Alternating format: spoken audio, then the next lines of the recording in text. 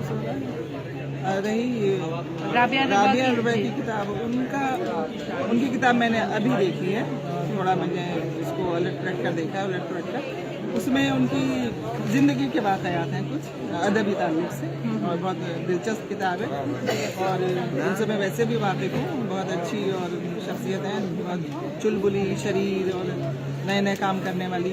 उन्होंने अभी अफ़साने पर बहुत बड़ा काम किया है। जी जी। तमाम अफ़सानों के 2 वॉल्यूम, आलमी जी। अफ़साने पर 2 वॉल्यूम उनके शाये हुए हैं। और ये उनकी याददाश्तें कहिए, खुद नविश्त कहिए, बहुत अच्छी किताब है, ये मुझे बहुत पसंद आई है। उसका भी इत्तेफाक से मैंने रस्म इजरा किया है। बहुत अच्छा लगा। बहुत बहुत शुक्रिया निगार साहिबा आपका।